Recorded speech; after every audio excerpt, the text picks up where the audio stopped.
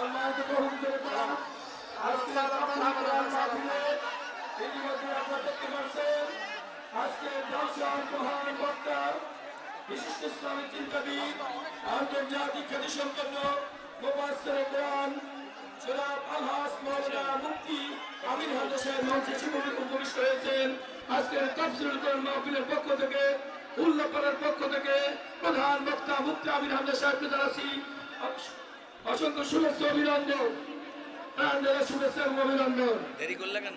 মঞ্চে আসন মঞ্চের প্রধান বক্তা সম্মানিত অভিনেতা, আমাদের আজকে তাফসীরুল কোরআন মাহফিলে অসংখ্য বিভিন্ন পর্যায়ের নেতৃবৃন্দ উপস্থিত হয়েছেন। আমাদের মাঝে বিশেষ অতিথি হিসেবে উপস্থিত আছেন বাংলাদেশ জামায়াত ইসলামীর উল্লাপাড়া উপজেলা শাখার সংগ্রামী আমির, আপনাদের বিপুল ভোটে নির্বাচিত উল্লাপাড়া উপজেলা পরিষদের সাবেক ভাইস চেয়ারম্যান আলহাজ অধ্যাপক শাহজাহান আলী ভাইকে আজকে তাফসীরুল কোরআন মাহফিলের পক্ষ থেকে আমরা অভিনন্দন শুভেচ্ছা জানাচ্ছি। এই পর্যায়ে আপনার সামনে বক্তব্য রাখবেন সম্মানিত ভাই আমার, বাংলাদেশের জাতীয় রাজনীতির অন্যতম নেতা উল্লাপাড়ার গণমানুষের প্রিয় নেতা। আপনারা জানেন আমরা উল্লাপাড়াবাসী এমন একজন নেতাকে পেয়েছি যিনি 100% সৎ, যোগ্য, দক্ষ, যিনি উল্লাপাড়া যার স্বপ্ন, যার মিশন, যার ভিশন উল্লাপাড়াকে দুর্নীতিমুক্ত, সন্ত্রাসমুক্ত, চাঁদাবাজমুক্ত, দখলমুক্ত একটি উল্লাপাড়া উপহার দিবে, একটি আধুনিক উল্লাপাড়া উপহার দিবে যার স্বপ্ন আগামী দিনে উল্লাপাড়ার মতো কান্দারি। এর মধ্যে আমি আজকে তাফসীরুল কোরআন মাহফিলে আমি সকলকে কৃতজ্ঞতা করতে চাই। আমরা এমন একজন নেতাকে পেয়েছি উল্লাপাড়া 100 বছরে এরকম একজন নেতা আমরা পাবো কিনা জানি না। আমাদের সেই উল্লাপাড়ার গর্ব, উল্লাপাড়ার রত্ন, উল্লাপাড়ার সম্পদ তাকে রক্ষণাবেক্ষণ করার দায়িত্ব উল্লাপাড়াবাসী, ঠিক কিনা বলো? আমরা আগামী দিনে উল্লাপাড়ার মাটিতে ভোট বিপ্লবের মাধ্যমে জামায়াত ইসলামী মনোনীত এমপি তাকে আমরা ভোট বিপ্লবের মাধ্যমে দল বল বুঝি না, জামাত বিএনপি আওয়ামী লীগ বুঝি না, আলহাজ শফিকুল ইসলাম খানকে ঐক্যবদ্ধভাবে ভোট বিপ্লব নির্বাচিত করবে ইনশাআল্লাহ। প্রিয় সংগ্রামী উল্লাপাড়াবাসী, আজকে তাফসীরুল কোরআন মাহফিলে প্রধান অতিথি হিসেবে বক্তব্য রাখবেন। আজকে তাফসীরুল কোরআন মাহফিলে সম্মানিত প্রধান অতিথি বাংলাদেশ জামায়াত ইসলামের কেন্দ্রীয় সহকারী সেক্রেটারি জেনারেল, আগামী দিনে বাংলাদেশ জামায়াত ইসলামের জাতীয় সংসদ মনোনীত প্রার্থী উল্লাপাড়ার আগামী দিনের কান্দারি, উল্লাপাড়ার ভবিষ্যৎ, আগামী দিনের উল্লাপাড়ার কান্দারি আলহাজ মাওলানা রফিকুল ইসলাম খান বক্তব্য রাখবেন। আলহাজ মাওলানা রফিকুল ইসলাম খান। আপডেট করেন, আমি লাগাচ্ছি।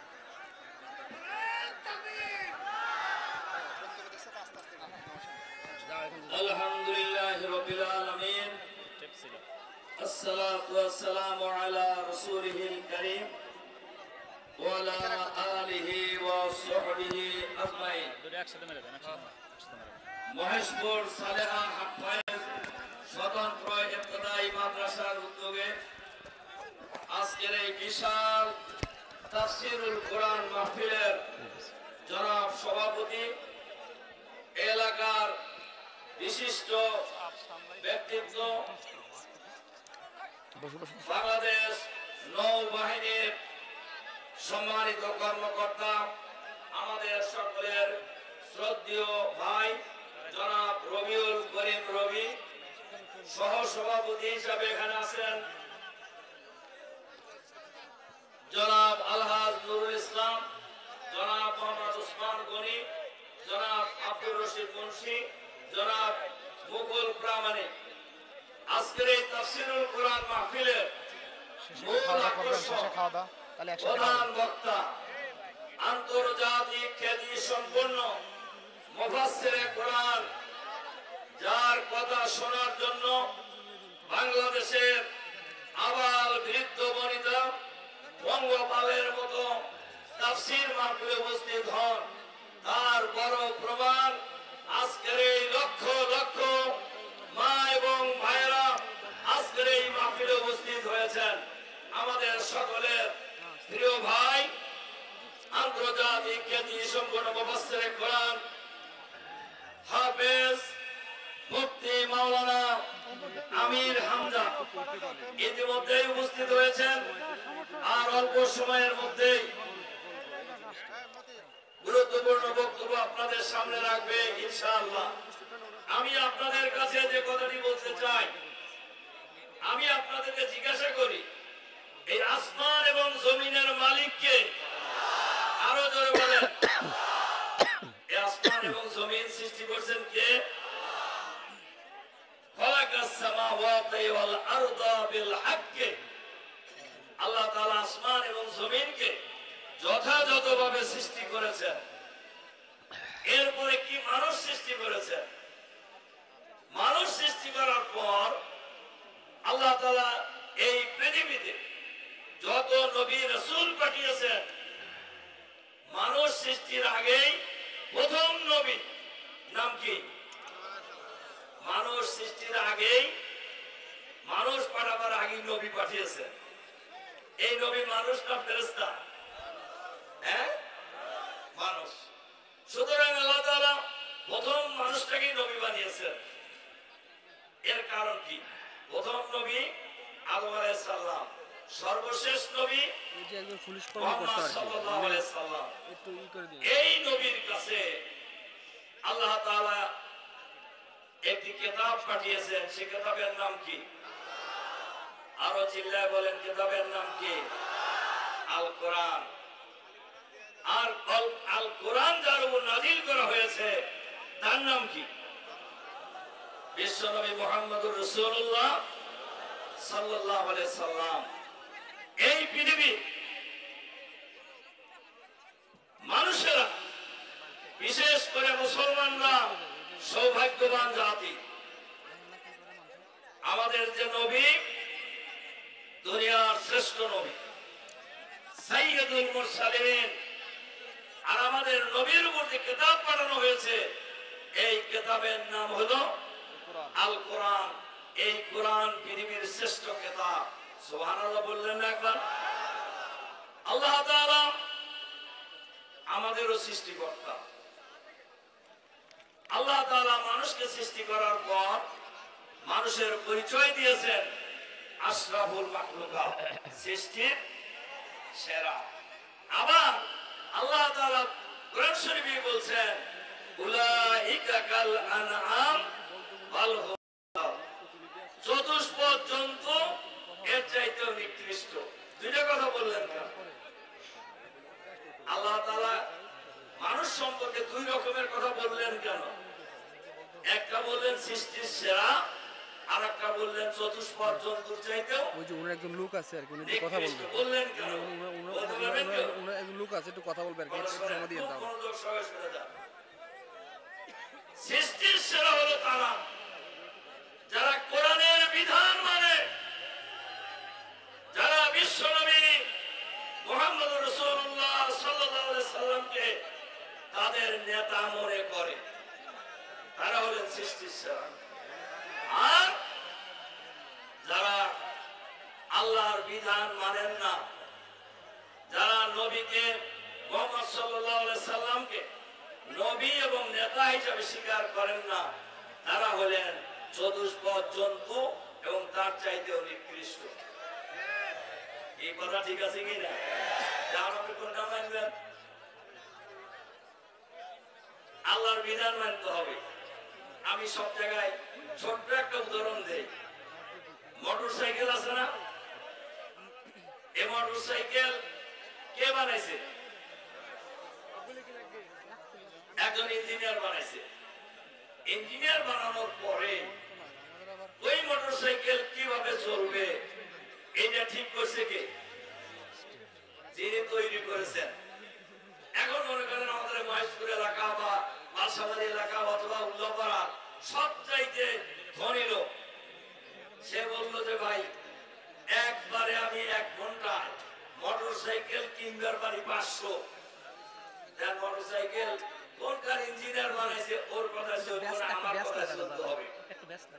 এইটা বইটা মোটর সাইকেলের চইরা স্টার্ট দিয়া যদি উল্টা পাল্টা গিয়ার দেয়, মোটর সাইকেল রাস্তায় থাকবে না, বাগানে যাবে। বাগানে খালি মোটর সাইকেল যাবে না, ভদ্রলোক সহজ যাবে। ভদ্রলোক সহজ হবে কেন? মোটর সাইকেল যিনি তৈরি করেছেন তার নিয়ম অনুযায়ী মোটর সাইকেল চালানো হয় নাই। এই পৃথিবীর সৃষ্টিকর্তা আল্লাহ, মানুষের সৃষ্টিকর্তা আল্লাহ। মানুষের জীবন যদি আল্লাহর বিধান অনুযায়ী না চলে, তাহলে মোটর সাইকেলের যে দুরবস্থা হবে, মোটর সাইকেল নিয়ে যারা ঘুরতে যায় তাদের যে দুরবস্থা হবে, বাংলাদেশের মানুষেরও বিশ্বের মানুষেরও একই দুরবস্থা হবে। তাহলে কি আমরা আল্লাহর বিধান অনুযায়ী চলতে চাই না? বলেন চাই কিনা? বিশ্বনবী মুহাম্মদুর রাসূলুল্লাহ সাল্লাল্লাহু আলাইহি ওয়াসাল্লামকে এই পৃথিবীতে পাঠানো হয়েছিল আল্লাহর আইন চালু করার জন্য। কি বিশ্বাস হয়? আল্লাহ তাআলা কোরআন শরীফে কি বলছে দেখেন, হুয়াল্লাযী আরসালা রাসূলাহু বিল হুদা ওয়া দীনিল হক লিইয়ুযহিরাহু আলাদ দীনি কুল্লি।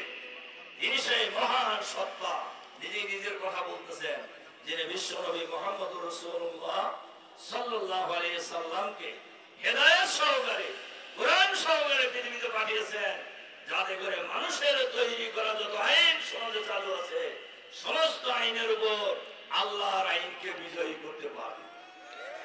তাই মুহাম্মদ সাল্লাল্লাহু আলাইহি সাল্লামকে কার আইন বিজয়ী করার জন্য পাঠানো হয়েছে?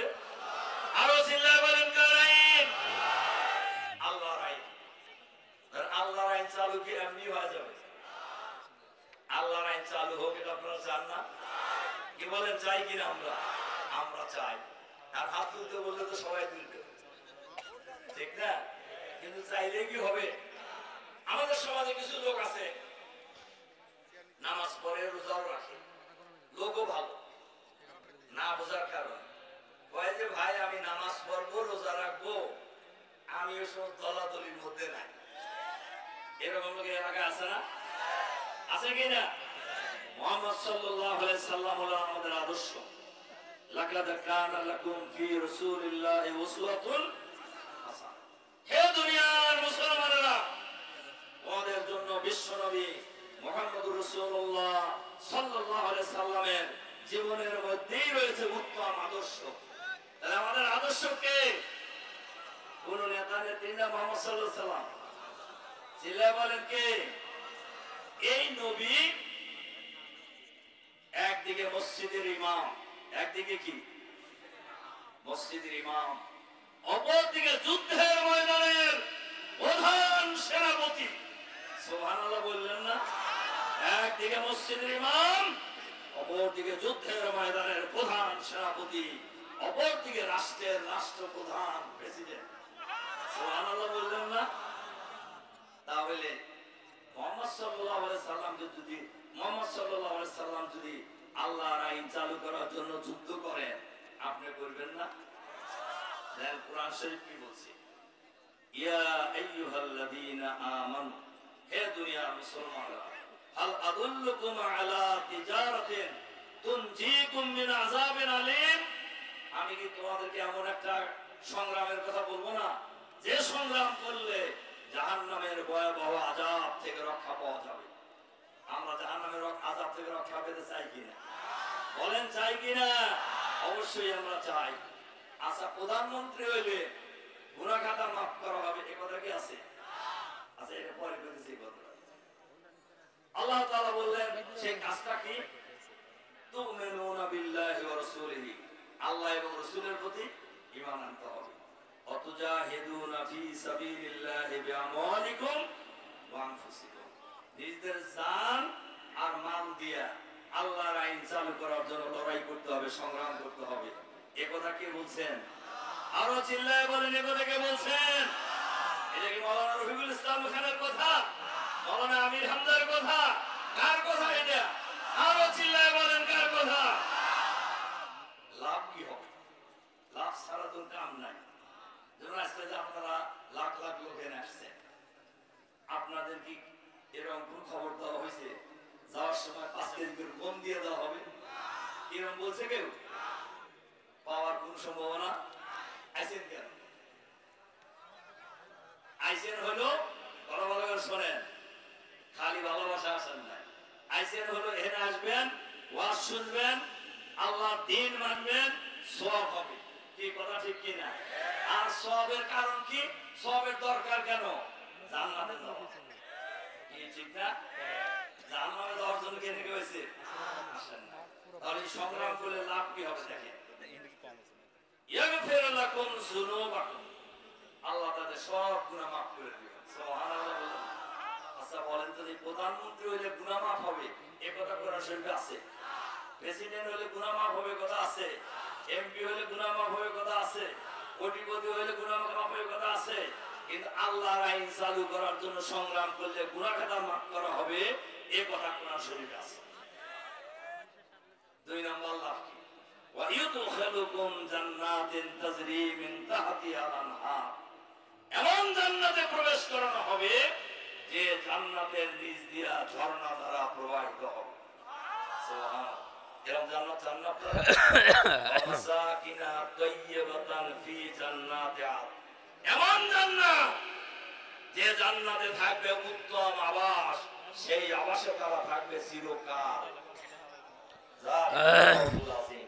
এটাই হলো একজন মুমিনের জন্য সবচেয়ে বড় সফলতা, বিজয়।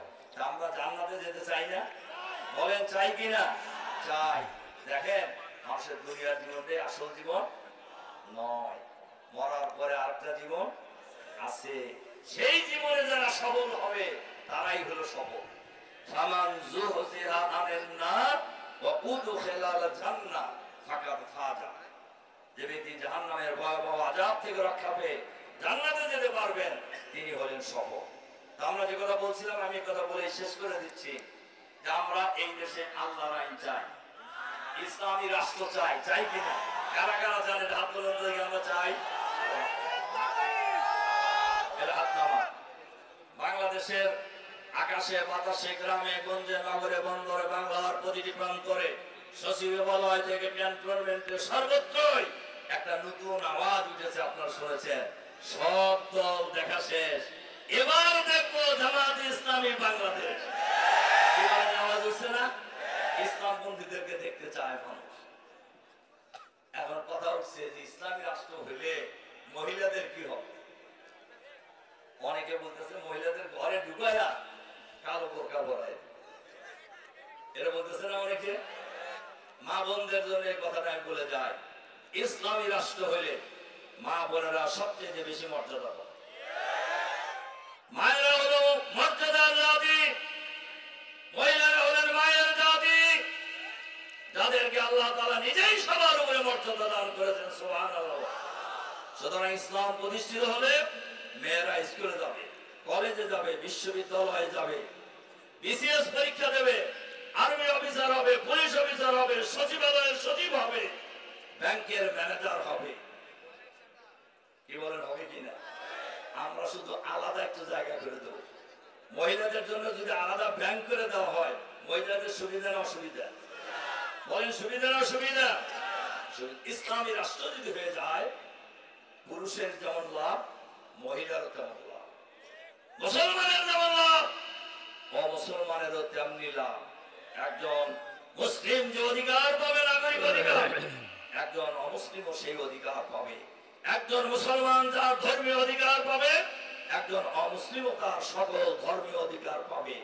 এইরকম একটি সমাজ এই দেশে হোক, এটা আপনারা চান না? আমরা বাংলাদেশে একটি সমৃদ্ধ বাংলাদেশ, আধুনিক বাংলাদেশ, চাঁদাবাজ মুক্ত বাংলাদেশ, সন্ত্রাস মুক্ত বাংলাদেশ, দুর্নীতি মুক্ত বাংলাদেশ, আমরা দখলবাজ মুক্ত আধুনিক ইসলামের বাংলাদেশ আমরা এই দেশে কায়েম করব ইনশাআল্লাহ।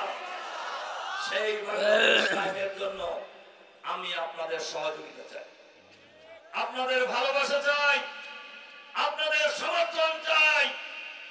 আপনাদেরকে সাথে নিয়ে আমরা এই উল্লাপাড়াকে আধুনিক উল্লাপাড়া হিসেবে গড়ে তুলবো ইনশাআল্লাহ। আমাদের সভাপতি সাহেব আমাকে বলছিলেন এখানকার মাদ্রাসার কথা এমপিভুক্ত করার জন্য, এরপরে এলাকার উন্নয়নের জন্য আল্লাহ তাআলা রাস্তাঘাট, ব্রিজ, কালভার্ট আল্লাহ তাআলা যদি আমাদের হাতে কোনো সময় ক্ষমতা দেয়, এগুলো ইনশাআল্লাহ হবে।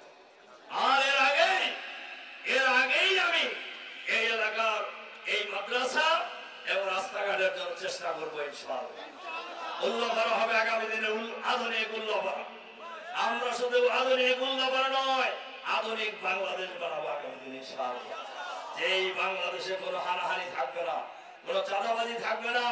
একজন সুন্দরী রমণী টেকনাফ থেকে তেতুলিয়া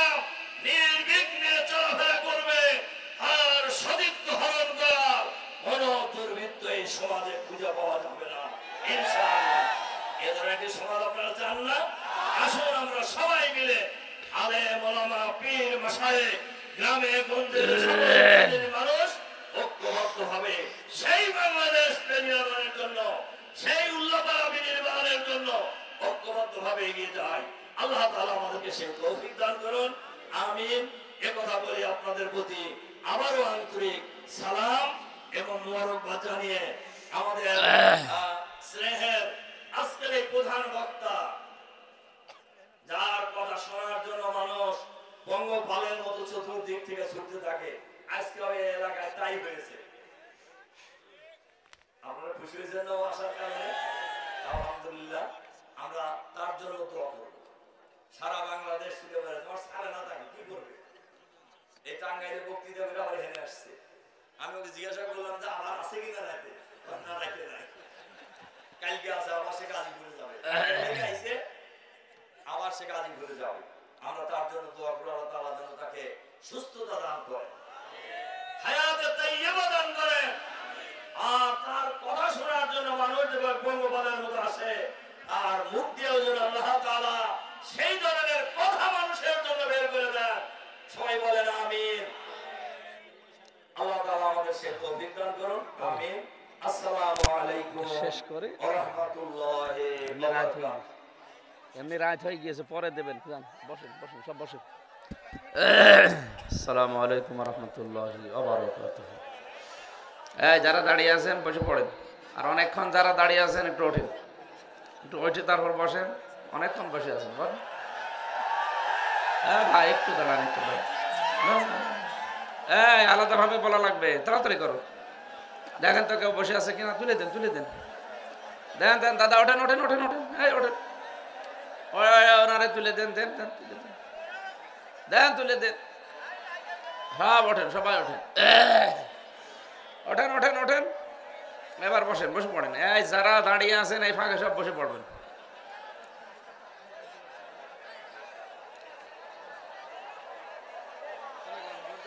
ইন্নাল হামদালিল্লাহি ওয়াস সালাতু ওয়াস সালামু আলা রাসূলিল্লাহ। আম্মা বা'দু ফাউযু বিল্লাহি মিনাশ শাইতানির রাজীম। বিসমিল্লাহির রহমানির রহিম। ওয়ালাকাদ কাররামনা বানি আদম ওয়া হামালনাহুম ফিল বাররি ওয়াল বাহরি ওয়া রাযাকনাহুম মিনাত তাইয়্যিবাত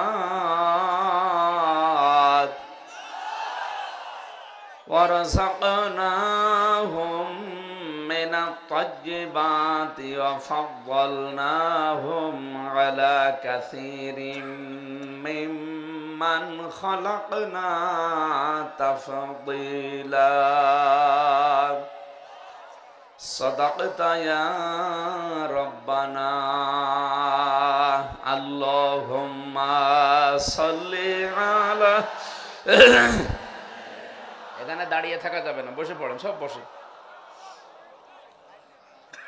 ওয়ালালি সাইয়্যিদিনা, আপনি চেয়ার পিছিয়ে নিন।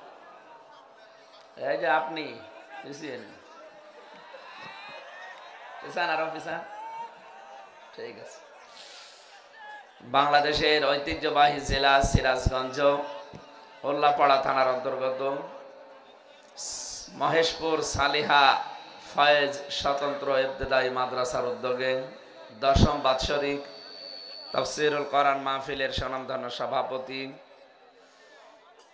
অত্র এলাকার সর্বজন শ্রদ্ধাভাজন ব্যক্তিত্ব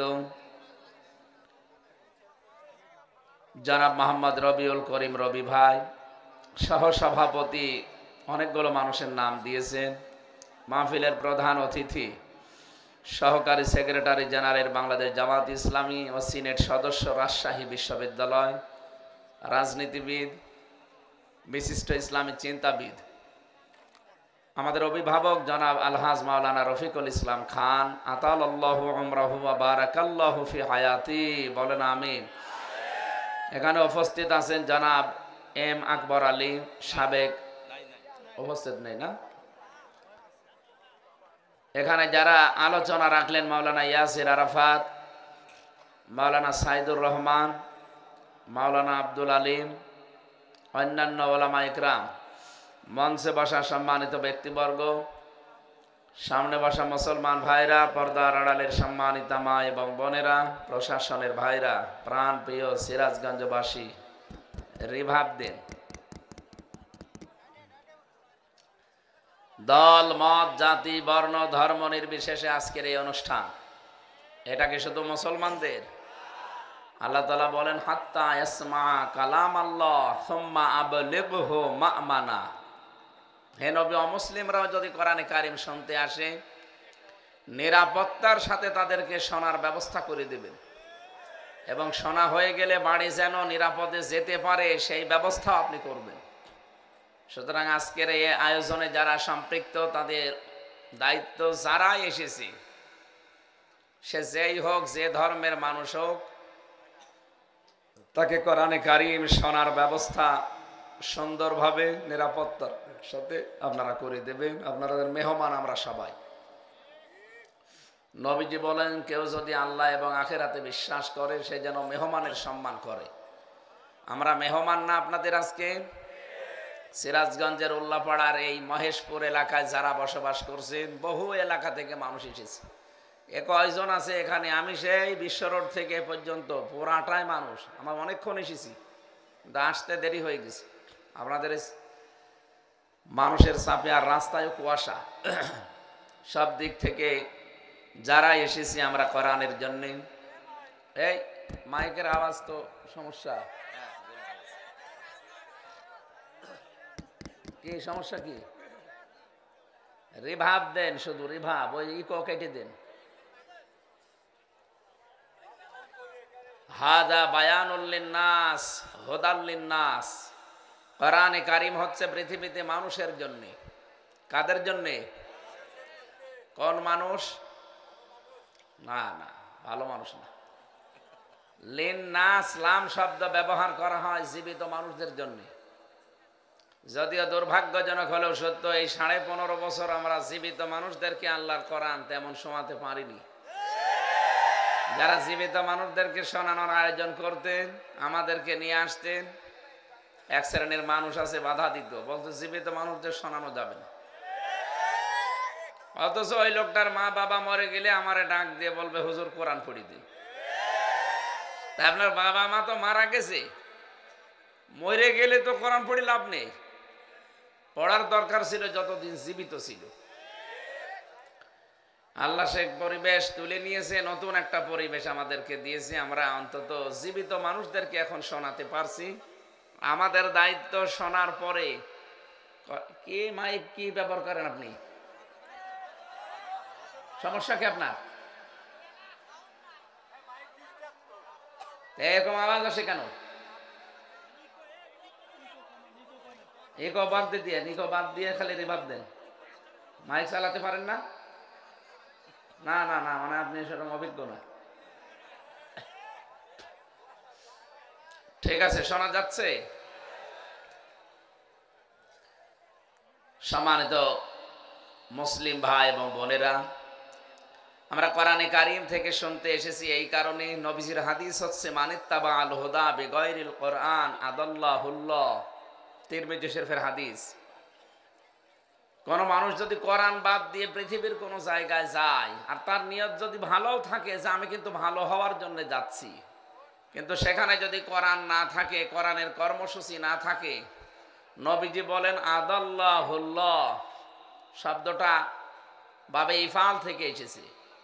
যদি দল্লা ইয়াদিল্লু হতো, তাহলে আপনি নিজেই নিজেকে খারাপ বানিয়ে ফেলেছেন, এরকম অর্থ আসতো বাংলায়। আদাল্লা ইউদিল্লু বাবে ইফাল থেকে আসার কারণে বাংলা অর্থ দাঁড়িয়েছে আপনি হয়তো ভালো হওয়ার নিয়তে কোনো জায়গায় গিয়েছিলেন, কিন্তু কোরআনে কারিম সেখানে ছিল না।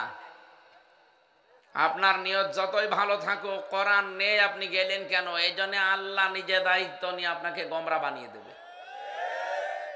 আপনি এই শব্দের ওজন টের পাচ্ছেন? হেদায়েত দেওয়ার একচ্ছত্র মালিকানা হামজার। কার? আরো জোরে বলেন। কোন নবীর হাতেও আল্লাহ দেয়নি। এই জন্য নবীজি নিজের আপন চাচাকেও মুসলমান বানাতে পারেনি। এটা শুধুমাত্র আল্লাহ নিজের হাতে রেখে দিয়েছেন। নবীজি শব্দটাও ঠিক ওইভাবে চয়ন করলেন, আদাল্লাহুল্লাহ। আল্লাহ নিজে তাকে খারাপ বানিয়ে দেবে, গোমরা বানিয়ে দেবে, পথভ্রষ্ট বানিয়ে দেবে। এই হাদিসটা আমরা বিশ্বাস করি 100 ভাগ না 98 ভাগ মানা যাবে। তো এই হাদিসটা এখন বাংলায় ব্যাখ্যা করলে কি কথা বলেন না কেন? যদি কোনো আলেম থাকেন এখানে, আপনি দেখেন, জেনারেল মানুষ যদি না বোঝেন, কোরআনে কারীম যেখানে নেই ওখানে ভালো হওয়ার নিয়ত গেলেও আল্লাহ খারাপ বানিয়ে দেয়। এর একেবারে বাস্তব প্রমাণ কুষ্টিয়ার লালনের মাজার। মানুষ কিন্তু আপনাদের এলাকা থেকে ভালো হওয়ার নিয়তে যায়, বউ ছেলে মেয়ে বেটার বউ সব নিয়ে চলে যাচ্ছে, খারাপ হওয়ার নিয়ত নেই কারো, সবাই যাচ্ছে আল্লাহর ওলির মাজারে। কিন্তু ওখানে কি কোরআন আছে? কোরআনের নিয়ম নীতি চলে? প্রকাশ্য শিরিক চলছে। আর বাংলাদেশে একটা জায়গা যেখানে নিরাপদে গাঁজা খাওয়া যায়, তারপরেও পুলিশ পাহারা দিয়ে গাঁজা খাওয়ায়। ওই যে পুলিশ দাঁড়িয়ে আছে, ওরা পাহারা দিয়ে দিয়ে গাঁজা খাওয়ায় যে খা আমরা আছি। আমার মনে হয় সারা বাংলাদেশে একটাই জায়গা আছে। এরপরেও দেখি আমরা এই জায়গাগুলোতে কোরআন নেই, এই জন্য মানুষ আগে বিড়ি খেত না, অনেকে এখানে যাওয়ার পরে বিড়ি খায়। আগে গাঁজা খেত না, এখন গাঁজা খায়। ওকে ভালো হয়েছে না খারাপ হয়ে গেছে? কেন খারাপ হয়ে গেল? কারণ আপনি কোরআন নেই ওখানে গেলেন কেন? তাহলে আজকে থেকে সিদ্ধান্ত নেওয়া যায় না যে এই দরবারে কোরআন নেই, কোরআনের কর্মসূচি চলে না, শুধু বাবাদের নিয়ম নীতি চলে। ওখানে যদি ভালো হওয়ার নিয়তেও যান, আপনাকে খারাপ বানাবে কে? বা দ্বিতীয় শব্দটা বলবো, বাংলাদেশে যতগুলো রাজনৈতিক দল আছে, যেই দলে কোরআন নেই, কোরআনের কর্মসূচি নেই, ওই দল যদি আমার বাবাও কায়েম করে, ও দলে আমি নেই। এটা অত জোরে বলার দরকার নেই, এটা আবার অনেকে রাজনীতি মনে করে। এটা কি রাজনীতি? আমি হাদিসের বাংলাটা বললাম। পীরের দরবারে গেলে আপনি ভালো হওয়ার নিয়তে যাচ্ছেন, কোরআন নেই, তাহলে আল্লাহ আপনাকে খারাপ বানাবে। রাজনীতি করবেন যেখানে কোরআন নেই, কোরআনের কর্মসূচি চলে না, আপনার নিয়ত ভালো হোক, কিন্তু আপনাকে আল্লাহ খারাপ বানিয়ে দেবে। আপনি তখন পথভ্রান্ত হয়ে যাবেন। এই জন্য আজকের এই ময়দানে যারা এসেছি কোরআনে কারীম শোনার জন্য, কোরআন যদি না থাকতো, হামজা না হামজার বাবা থাকলেও আসতেন না। সুতরাং কোরআনের জন্য যারা এসেছেন, এই কোরআনের সে ক্ষমতা আছে, হুদাল্লিন নাস, মানুষকে হেদায়েত দিতে পারে, পারে না? সে ক্ষমতা দিয়ে আল্লাহ তাকে পাঠিয়েছেন। সুতরাং আমরা কোরআনের কাছ থেকে আজকে আমাদের জীবন সংক্রান্ত 4টা নিয়ামতের কথা আল্লাহ স্মরণ করিয়ে দিচ্ছেন। এই কথাগুলো আমাদের জীবনের সাথে একেবারে পাই টু পাই আমরা মিলাবো ইনশাআল্লাহ। এরপরে আজকে এখানে শেষ মোনাজাত করে বাড়ি যাবেন। এর আগে ওঠাউঠি করবেন, আর 1 ঘন্টা সময় দেওয়া যাবে না ইনশাআল্লাহ। তাহলে সিদ্ধান্ত যারা নিয়ে ফেলেছেন যেই দলে কোরআন নেই, কোরআনের কর্মসূচি চলে না, ওই দলের প্রতিষ্ঠাতা আমার বাবাও যদি হয়, আমি ওই দলে আর নেই। ওয়াজ তো হয়ে গেছে। এটা মেনে নিলে এই দেশে আর অন্য কোনো দল থাকে? কত দল এই দেশে, কোরআন নেই তাদের দলে, কোরআনের কর্মসূচি চলে না, ওদের বাবাদের নিয়ম নীতি চলে, ওদের দলীয় নিয়ম নীতি চলে না। আমার দলীয় নিয়ম নীতি বানানো লাগবে কোরআন কেন্দ্রিক। কথা বলেন। আশা করছি আমার নবীর এই হাদিস আপনি মেনে নিলে কিয়ামতে নবীর সুপারিশ পাবেন, যে আল্লাহ আমাদেরকে এই প্রচন্ড শীতের ভেতরে কোরআনের ময়দানে নিয়ে আসলেন। খুশি হয়ে বলেন আলহামদুলিল্লাহ। দরুদ আর সালাম পড়ছি আমাদের নবী, মানবতার মহান শিক্ষক মুহাম্মদুর রাসূলুল্লাহ সাল্লাল্লাহু আলাইহি ওয়াসাল্লামের প্রতি। আমরা কোরআনে কারীম থেকে সূরা বানী ইসরাঈল একটা মাত্র আয়াত পড়েছি। আয়াতের সংখ্যা 70, 111টা আয়াত আছে, মাত্র একটা আয়াত পড়েছি। এই এক আয়াতের ভেতরে যত কথা আমার এই মাথায় আছে, 1 ঘন্টা 2 ঘন্টা না, এক একটা শব্দের ভেতরে যে সব কথাগুলো আল্লাহ লুকিয়ে রেখেছেন, যদি আমরা তাফসীর আকারে কথা বলি সারা রাত চলে যাবে, আপনি বাড়ি যাবেন না। এত কথা এখানে লুকিয়ে আছে, আমরা আবিষ্কার করার চেষ্টা করব ইনশাআল্লাহ। একটু জবান খুলে কোরআনের এই সোনালী আয়াত পড়েন, যেন প্রতিটি অক্ষরে অন্তত আমল নামায় 10টা করে নেকি হয়। আউযু বিল্লাহি মিনাশ শাইতানির রাজিম। বিসমিল্লাহির রহমানির রহিম। ওয়ালাকাদ কাররামনা বানি আদম ইলা আখিরি আয়াত। কোন সূরা বললাম যেন? বানি ইসরাইল, একটা বংশের নাম। একটা বংশের নামে আল্লাহ একটা সূরা নাজিল করেছেন। এই বংশে আল্লাহ ৭০,০০০-এর উপরে নবী পাঠিয়েছিলেন। একটা দামি বংশ। এই শব্দটা পুরা সূরার ভেতরে কয়েকবার আছে, এখান থেকে এর নামকরণ করা হয়েছে। আমরা আয়াতের তেলাওয়াতকৃত আয়াতের ভেতরে ৪টা নিয়ামতের কথা পাবো আল্লাহর। কয়টা? আল্লাহ পাক আয়াত শুরু করার প্রথমে আমাদেরকে গ্যারান্টি দিচ্ছেন ২টা। ওয়ালাকাদ, লাম একটা, কদ একটা। ওয়ালাকাদ কাররামনা বানি আদম, অবশ্যই অবশ্যই আমি আল্লাহ বনি আদম সন্তানকে সম্মান দিয়েছি। আল্লাহ কিন্তু এখানে বলেন নাই যে মুসলমানদেরকে সম্মান দিয়েছি, খ্রিস্টানদের সম্মান দিয়েছি, মুমিন যারা তাদেরকে সম্মান দিয়েছি না। মানুষ পদবাচ্চা যারা বিবেচিত, সে যে ধর্মের লোক হোক তারই সম্মান আছে না নেই? ৪,৫০০ ধর্মের মানুষ এখন পৃথিবীতে বাস করছে। ২৫৭টা রাষ্ট্র আছে। যদিও সামনে আমার মনে হচ্ছে রাষ্ট্রের সংখ্যা আরো ৬টা বাড়বে। সেভেন সিস্টার ভেঙে গেলে কাটসাট কথা বলছে, সেভেন সিস্টার ভেঙে যাবে। আপনি দেখছেন না আজকে সারাদিনের ভেতরে খোঁজ রেখেছেন কি হয়েছে? চীন ওদিকে অন্তত একটা প্রদেশ ওরা থাবা দিয়েছে। আমাদের ডক্টর ইউনূস যদি একটা থাবা দেয়, ৬ টুকরা হয়ে গেলে ৬টা দেশ বেড়ে যাবে, আর এটা বাড়বে। আজকে আমেরিকার একজনের কথা শোনেননি যে বাংলাদেশ নিয়ে যে মন্তব্য আপনারা দিচ্ছেন প্রতিবেশী হিসাবে, এটা কিন্তু পৃথিবী গ্রহণ করছে না। এদের স্বাধীন হওয়ার পর থেকে আমাদের পেছনে তারা লেগে আছে, এই প্রতিবেশী নামে কলঙ্ক। এরা প্রতিবেশী যেহেতু পাল্টানো যায় না ভাই, আপনাদেরকে আমরা তো পাল্টাতে পারবো না, আপনারা চরিত্র পাল্টান। এত মিথ্যা কথা বলেন কি করি?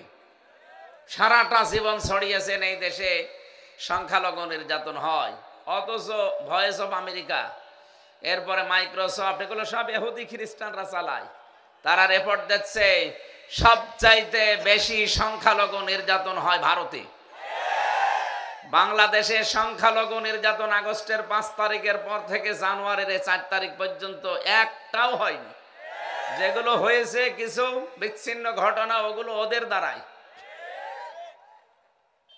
এই জন্য এই মিথ্যা রিপোর্টগুলো আপনারা ছড়িয়ে, মাইক্রোসফট রিপোর্ট দিয়েছে সারা পৃথিবীতে মিথ্যায় এগিয়ে আছে সবচাইতে বেশি ভারত। আপনারা কেমন প্রতিবেশী? আপনাদের জন্য বদনাম হয়ে যাচ্ছে। সুতরাং এমন কোনো কাজ করবেন না। আপনাদের যেহেতু পাল্টানো যাবে না, মাঝখান থেকে তার সাগর কেটে নদী কেটে আমরা ভাগ করে নিতে পারি না, ল্যান্ড একেবারে সাথে। সুতরাং চরিত্র পাল্টাবে। সারা ভারত এখন ফুঁসে উঠেছে এই উগ্রপন্থী হিন্দু, বিশেষ করে মোদি দাদার বিরুদ্ধে। আপনি মানুষ নামে কলঙ্ক হয়ে যাচ্ছে, মানুষ পদবাচ্চা বিবেচিত, আপনি এটা থাকার যোগ্যতা হারিয়ে ফেলছে। আল্লাহ আপনাকে সম্মান দিয়েছে বনি আদম সন্তান হিসাবে, এই সম্মানটা ধরে রাখা দরকার না?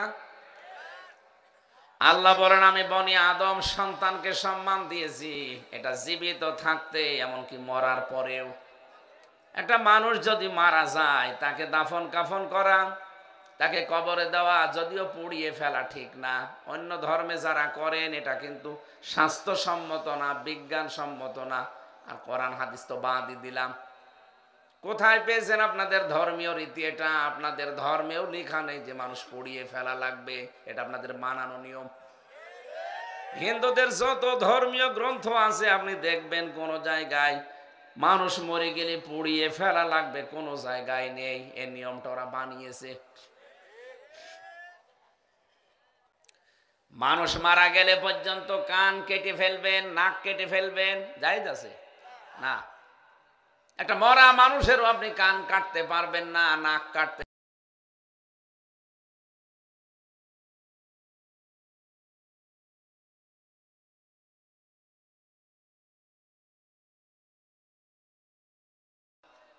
যিনি পালিয়ে গেছে তিনি মেজর বজলুল হুদাকে একেবারে সরাসরি জবাই করেছে।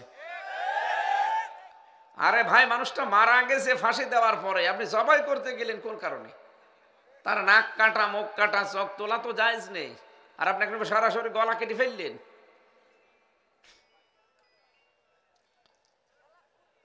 মানুষ ইবাদত করবে আল্লাহর ওই দিন পর্যন্ত, ওয়াবুদ রাব্বাকা হাত্তা ইয়াতিয়াকাল ইয়াকিন, যতদিন পর্যন্ত ইয়াকিন না আসে। এখানে ইয়াকিন মানে মৃত্যু, ইয়াকিন মানে কি? যতদিন মরণ না আসে ইবাদত থেকে আপনি পরিত্রাণ পাবেন না। করাই লাগবে আপনাকে ইবাদত, মাস্ট বি, আপনাকে ইবাদত করে যাওয়া লাগবে মরণ পর্যন্ত। এরপরে আপনার আর দায়িত্ব নেই, মরে যাবেন, দায়িত্ব শেষ। দায়িত্ব এবার পালন করবে দুনিয়ার জীবিত যারা, তারা যদি আপনাকে কবরে না দেয়, তারা যদি আপনাকে জানাজা না করায়, মাটিতে না দেয়, তাহলে তারা গুনাহগার হবে। কথা বলেন না কেন? তাহলে আমার দায়িত্ব কোন পর্যন্ত? মরণ। কোন পর্যন্ত? মরণের আগ পর্যন্ত আমার যে সম্মান মর্যাদা আছে, মরণের পরও আমার সম্মান মর্যাদা আছে, কারণ আমি আদম সন্তান।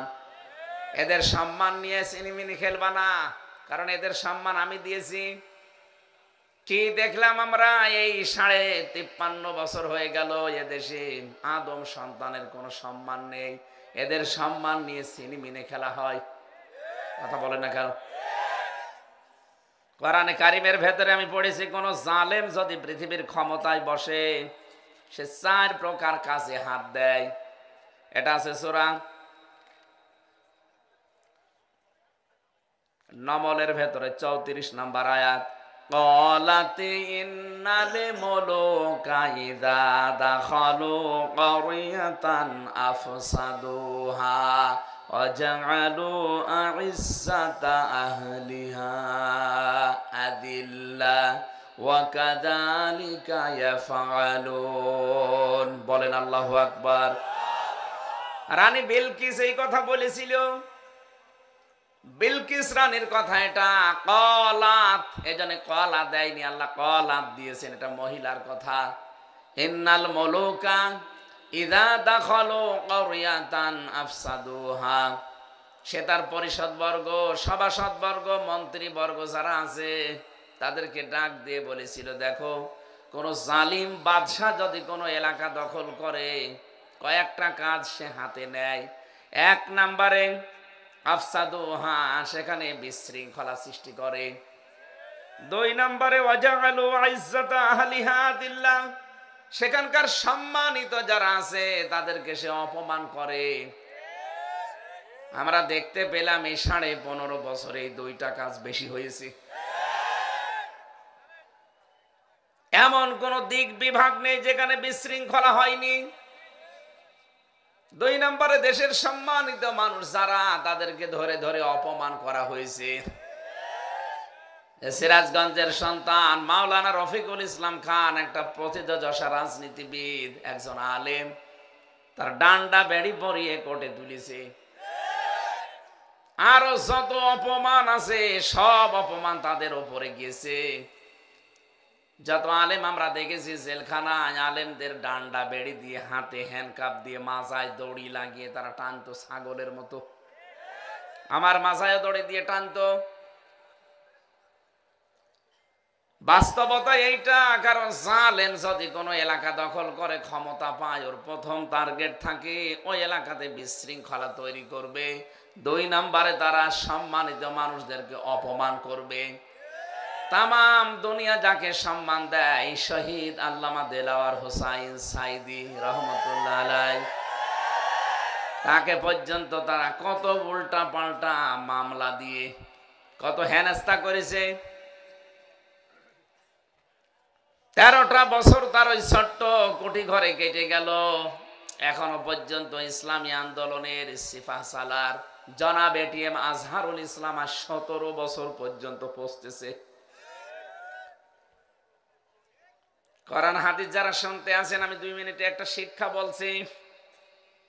সূরা ফাতা 18 নম্বর আয়াত, এটা আমি আকিস গ্রুপের মাহফিলে পরশুদিন শিক্ষার জন্য বলেছিলাম। আমি শুধু টাচ দিচ্ছি আপনাদের। আমরা যদি এই পৃথিবীতে আল্লাহর সন্তুষ্টি চাই, 1 নাম্বার। 2 নম্বরে যদি আমাদের মনে সত্যি যদি আমাদের মনে ইসলাম থাকে, যে আমরা আল্লাহর জন্য যা করছি আল্লাহর জন্য। 3 নম্বরে আল্লাহ পাক যদি আমাদের উপরে প্রশান্তি বা সাকিনা নাজিল করতে চান, আমরা যদি চাই যে আমাদের উপরে শান্তি নাজিল হোক, সাকিনা। 4 নম্বরে যদি সুনিশ্চিত নিকটবর্তী কোনো বিজয় দেখতে চান, তাহলে এই আয়াতে 1 নাম্বার একটা কাজ আল্লাহ দিয়েছেন, এই কাজটা করা লাগবে। নবীজি 1400 জন মানুষ নিয়ে এসেছিলেন মক্কায়। হুদাইবিয়া নামক জায়গায় তিনি বাধাপ্রাপ্ত হলেন। কাফেরেরা বলে, না এবার আপনাকে আমরা হজ করতে দেব না। নবীজি হযরতে ওসমানকে পাঠালেন সমঝোতার জন্য। ওরা ওসমানকে ধরার পরে আটক করে ঘোষণা দিয়েছে, কতিলা ওসমান, হত্যা করে ফেলেছে ওসমানকে। নবীজি কথাটা শোনার পরে ওই বাবলা গাছের নিচে, হুদাইবিয়া নামক যে জায়গা, ওখানে একটা বাবলা গাছ ছিল। কোরআনে কারিমে আল্লাহ ওই গাছের ইঙ্গিত দিয়েছেন, লাকাদ রাদিয়াল্লাহু আনিল মুমিনিনা ইয ইউবাইউনাকা তাহতাশ শাজারাতি। এই যে তাহতাশ শাজারা, গাছের নিচে, ইয ইউবাইউনাকা, যখন আপনার কাছে তারা বায়াত নিচ্ছিল, শপথ বাক্য পাঠ করছিল, নবীজি ডাক দিয়ে বললেন, সাহাবীরা হজ করার জন্য এসেছিলাম, ইহরামের কাপড় পরে খুলে ফেলো। 1400 জন মানুষের ভেতরে একজন শুধু আটক করেছে, এখনো 1399 জন আছে।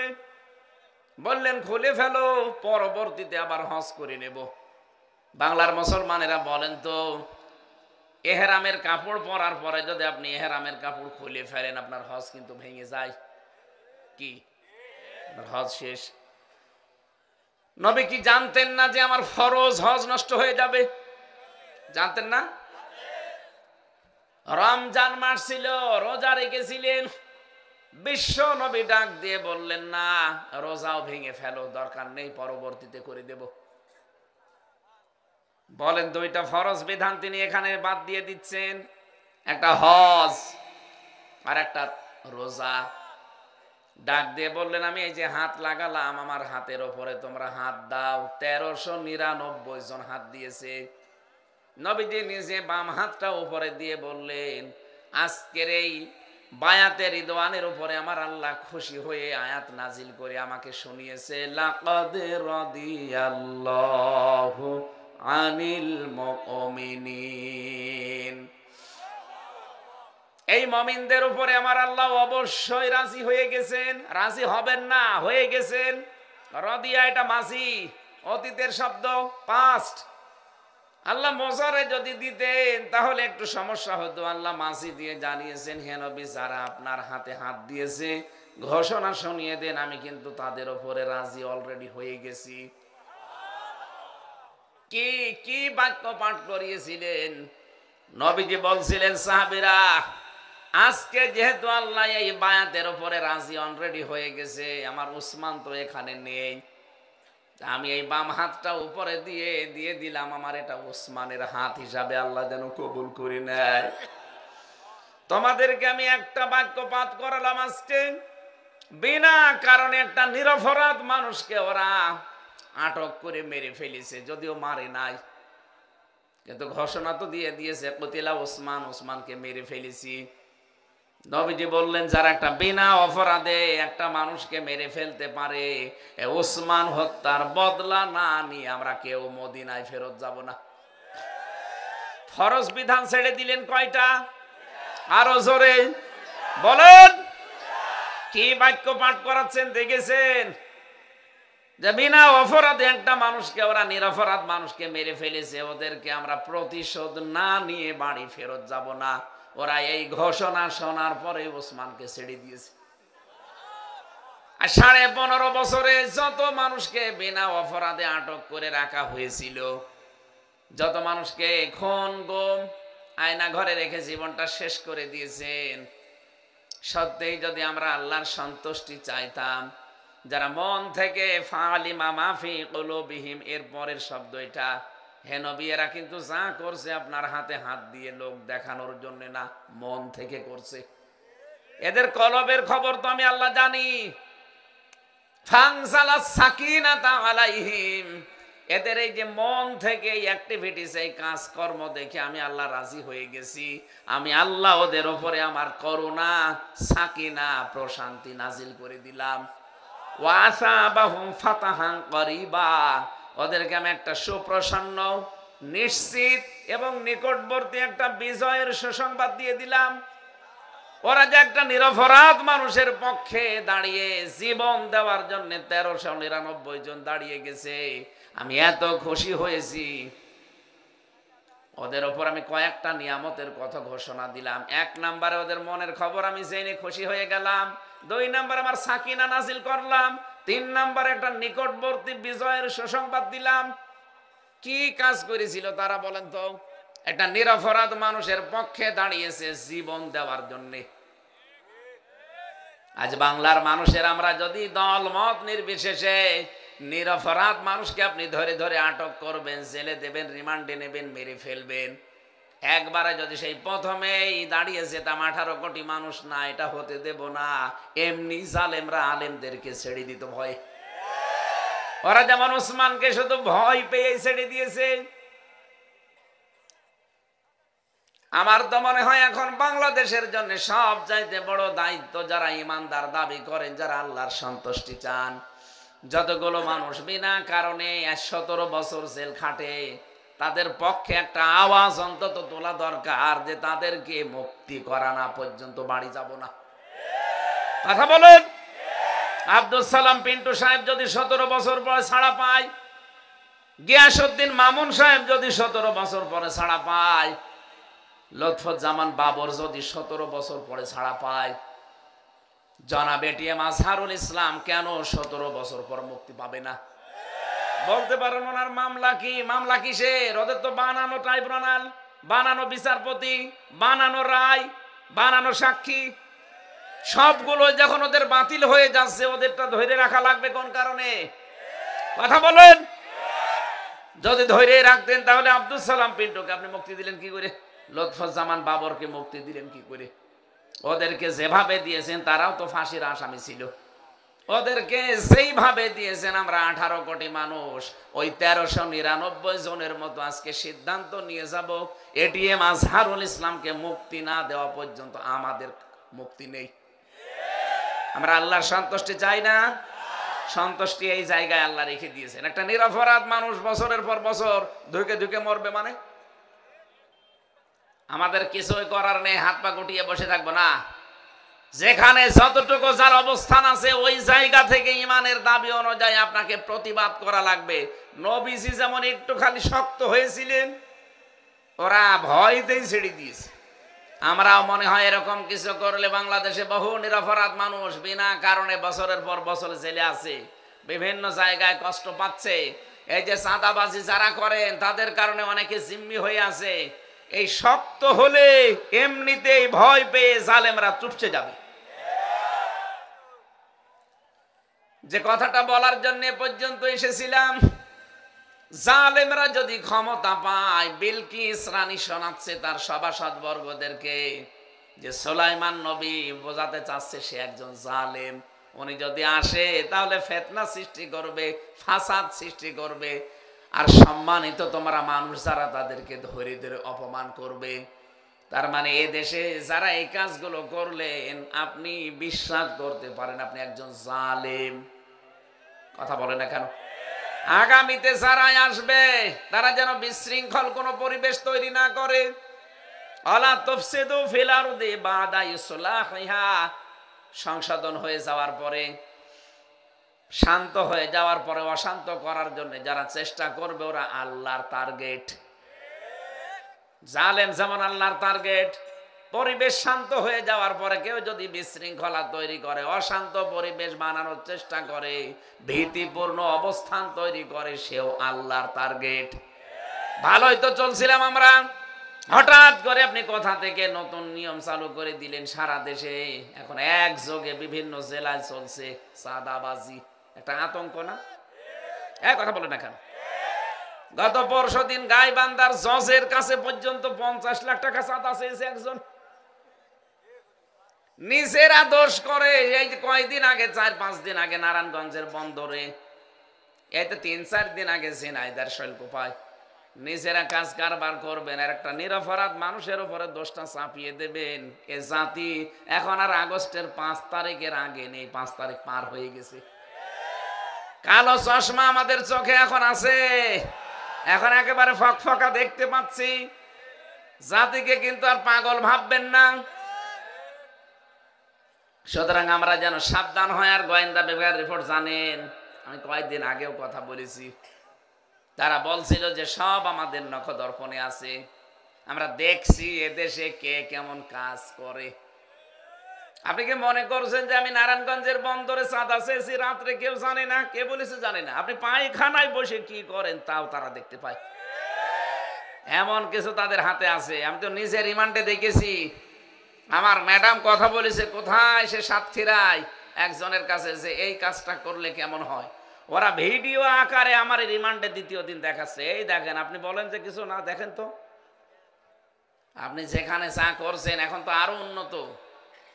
এই জন্য সাবধান, ওরা কিন্তু সব পর্যবেক্ষণ করছে, সব দেখতে পাচ্ছে কে কি করে। আপনি নিজের পায়ে এখন নিজে কোড়াল মারবেন না। বারবার ভিডিও বার্তা পাঠাচ্ছে, দেখছেন না যে থামেন থামেন আর কত।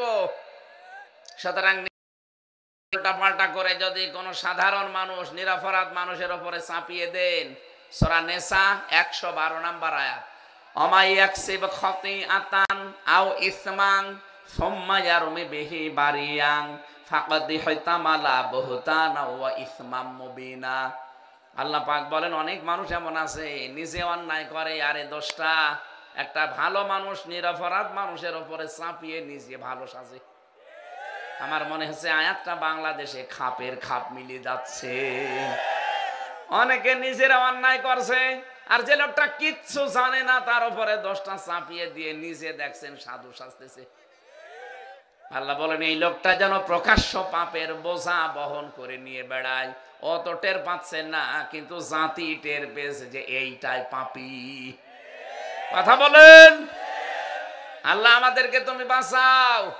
বিশৃঙ্খলা যারা তৈরি করতে চায়, মানব জাতিকে যারা সম্মান দিতে চায় না, আল্লাহ নিজে তুমি সম্মান দিলে মানব জাতিকে, অথচ মানুষকে আর সম্মান অনেকে দিতে চায় না।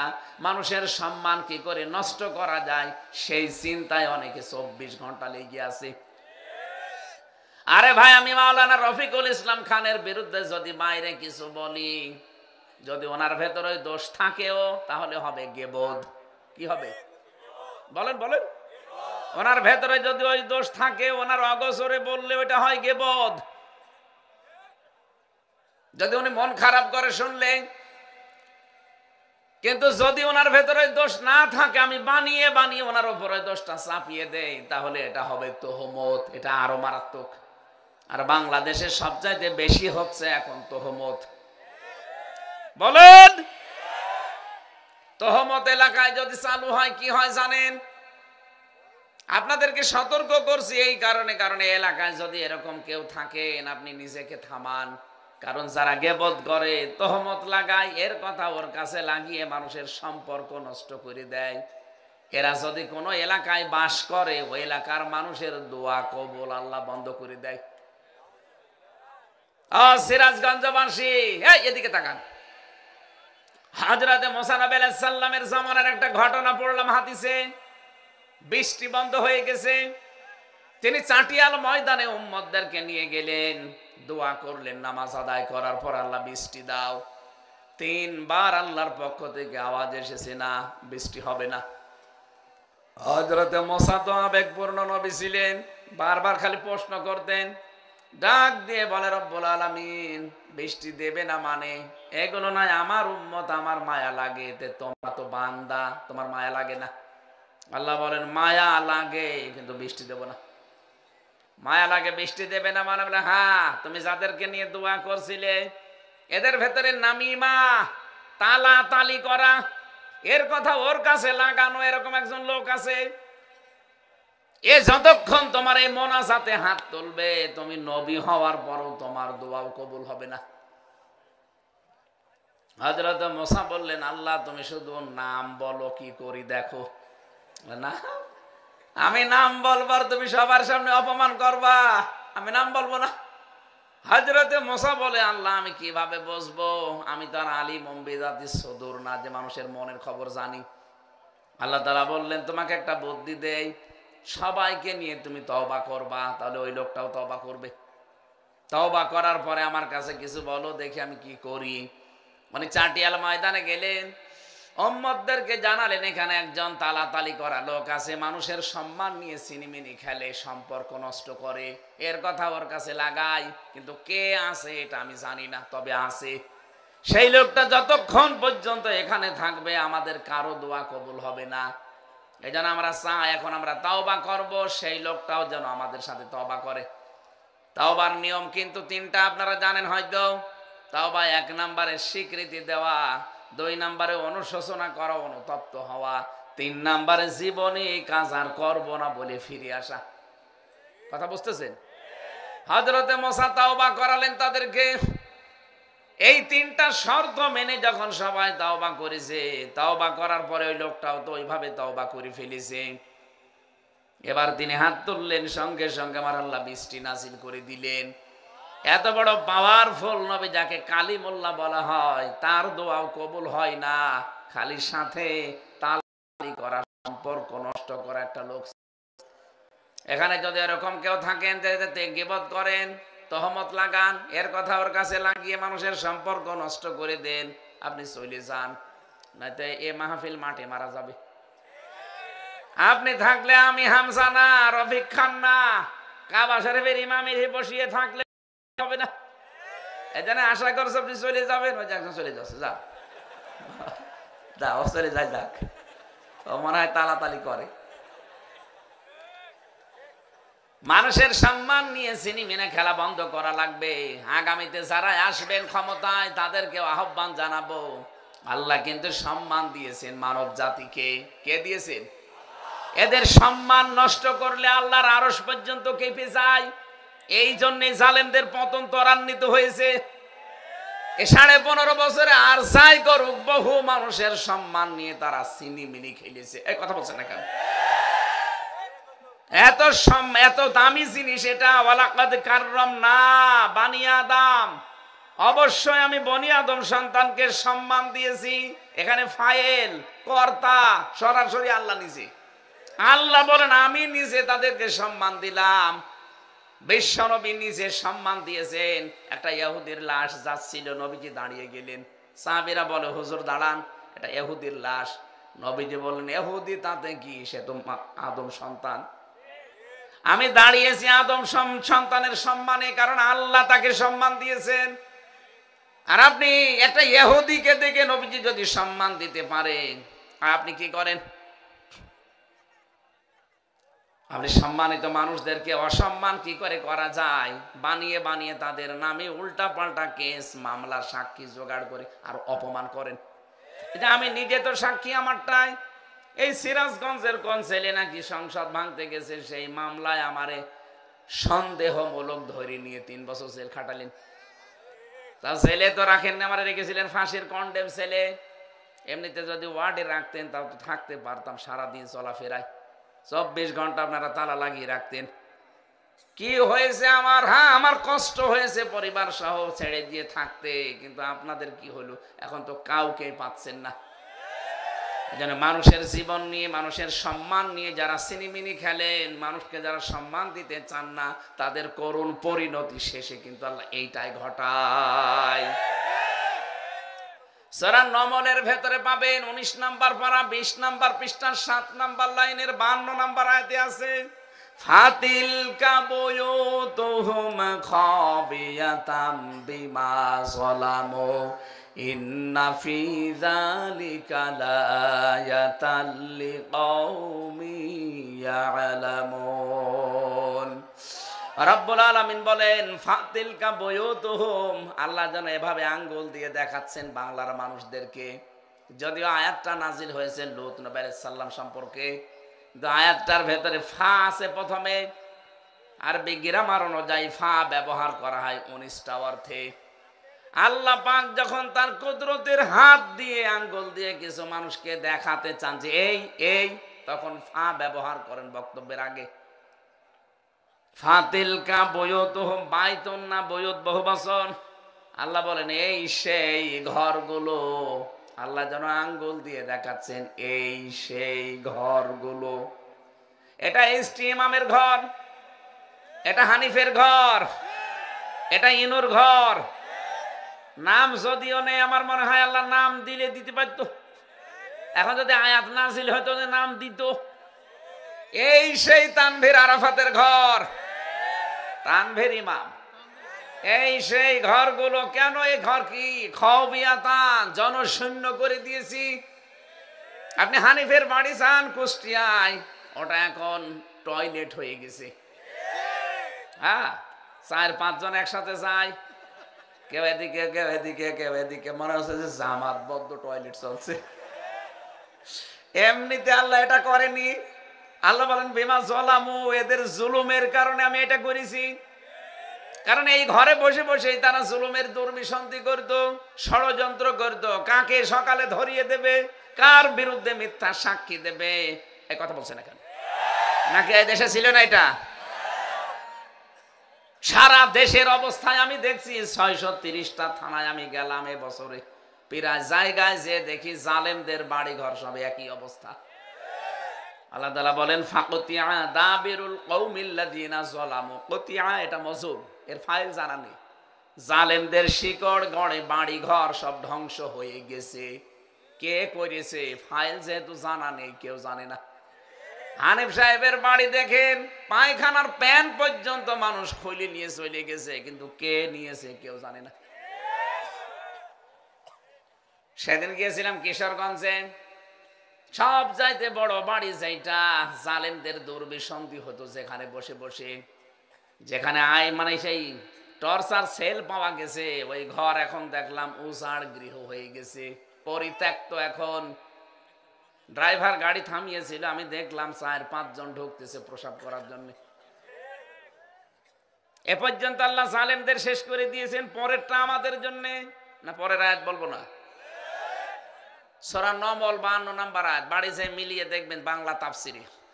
ইন্না ফি যালিকা লাআয়াতাল লিকাউমিন ইয়ালামুন। রব্বুল আলামিন বলেন এখানে লামে তাকিদ আছে। এই এদিকে তাকান, অবশ্যই এর ভেতরে শিক্ষা আছে। যারা জ্ঞানী তাদের জন্য কি শিক্ষা? আমাদের জালেমদের এত বড় বিশাল বিশাল শিকড় যদি আল্লাহ কেটে তাদের বাড়ি ঘর পর্যন্ত আর শ্মশান বানিয়ে দিতে পারে, আগামীতে যারা এই চিন্তায় আছেন যে চেয়ার আগে পাই, এই চিন্তা করে যদি কেউ জুলুম করা শুরু করেন, 5 বছর পরে আপনার বাড়িও গণ টয়লেট হয়ে যাবে। এই জন্য চিন্তা ভাবনা করে জীবন চালাবেন। আপনি কি মনে করেছেন আপনাকে কন্ট্রোল করার কেউ নেই? আল্লাহ বনি আদম সন্তানকে যেহেতু সম্মান দিয়েছেন, তার সম্মান রক্ষা করে চলবেন। আপনার আদর্শের বাইরে গেলে তার সম্মান নষ্ট করবেন কোন কারণে?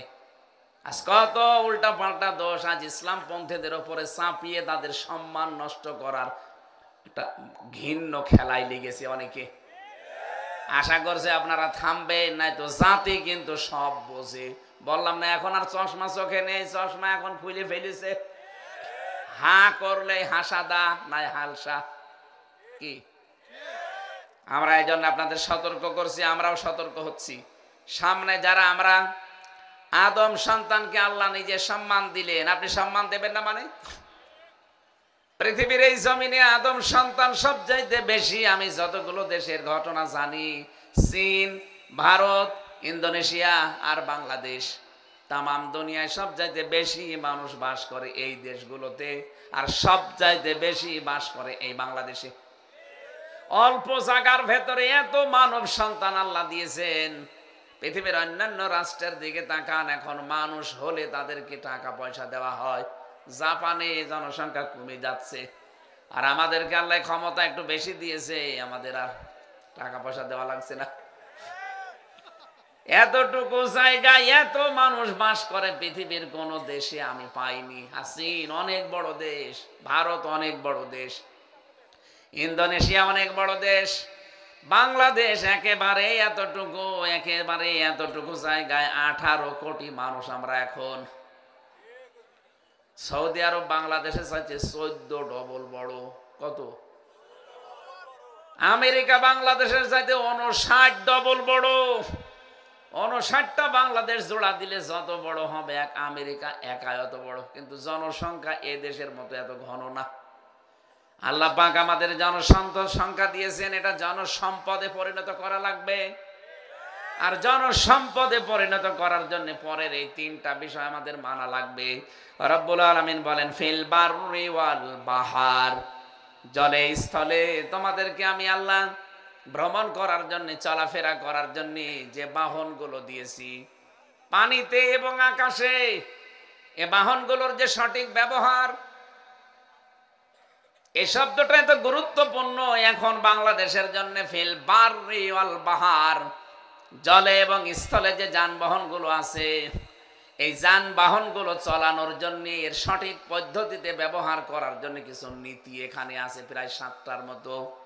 আল্লাহ রাব্বুল আলামিন প্রথম নীতি দিচ্ছেন, এটা চলতে হবে আমি আল্লাহর নামে। এই জন্য পানিতে যেগুলো চলবে ওগুলো পড়বেন আপনি বিসমিল্লাহি মাজিরেহা অমরসাহা ইন্না রব্বি লাগফুরুর রহিম। এটা নৌকা বলেন, ফেরি বলেন, স্টিমার বলেন, জাহাজ বলেন, পানিতে যেগুলো চলবে, নৌযান, জলযান, এগুলোর জন্য এই দোয়া পড়া প্রথম নিয়ম দিয়েছেন আল্লাহ।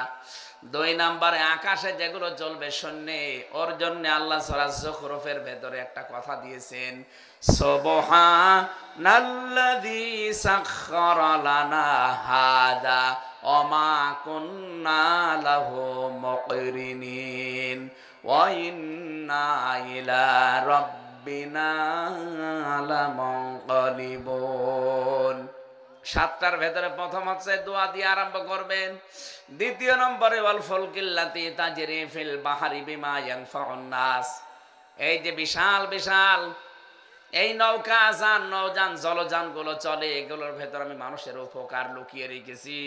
এক দেশ থেকে আর এক দেশ, এক মহাদেশ থেকে আর এক মহাদেশে এই পানি পথে মানুষের চলাফেরা, মানুষের বাহন হিসাবে এবং সম্পদগুলো এদিকে ওদিকে পার করার জন্য, মালামালগুলো পার করার জন্য আমি আল্লাহ এই ব্যবস্থাটা রেখেছি।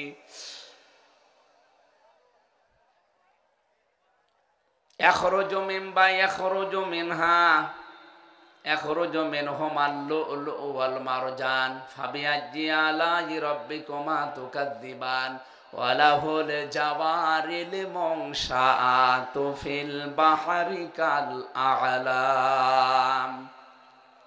বিশাল বিশাল নৌযানগুলো যে বাহারে সমুদ্রে চলে, এগুলো আমি আল্লাহর নিয়ন্ত্রণাধীন।